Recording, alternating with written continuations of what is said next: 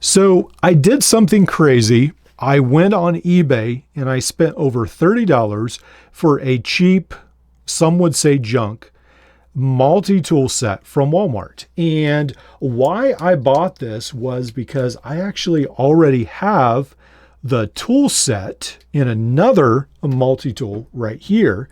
So I knew, or I figured it wasn't too bad, but I got this because I really like the handle scales right here. These are like fake antler handle scales, and I thought that is pretty different from almost any other multi-tool I've seen, and I thought that was neat that Walmart was trying that out. So what we have right here is a 10.4 ounce or 294 gram multi-tool. And if you're curious, this is number 8624. That's the gift set number for this. And we have a pocket clip on this as well. And this comes in a fairly heavy, chunky tool, but what I like about this particular one is they've coated the handles.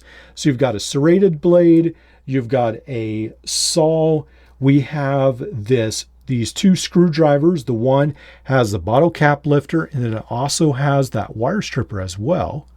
So pretty nice coating on these actually. And then we have this knife, and then this file. Then we have a pair of scissors and a Phillips screwdriver. And the Phillips screwdriver also reminds me of something almost out of the Super Tool. So not too bad. And these scissors, unfortunately, are not very good. So if you want to use these to cut paracord, that's not going to happen.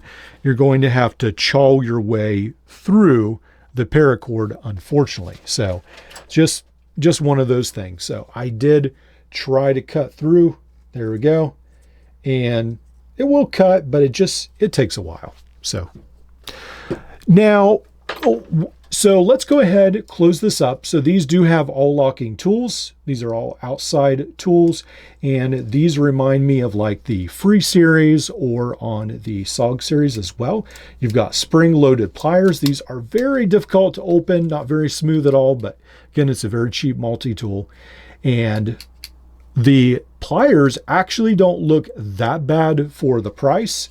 So this whole set comes in at $30 to buy it used, at least for me it did.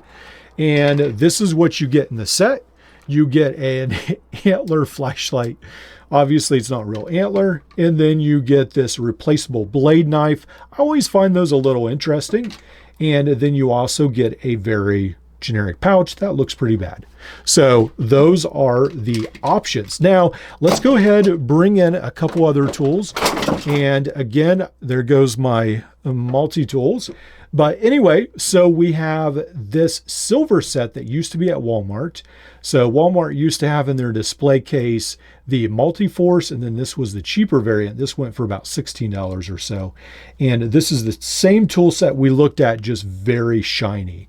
So this is without the nice coating, and it just looks really generic and pretty terrible. But I mean, it was okay for, like, again, a tackle box or whatever.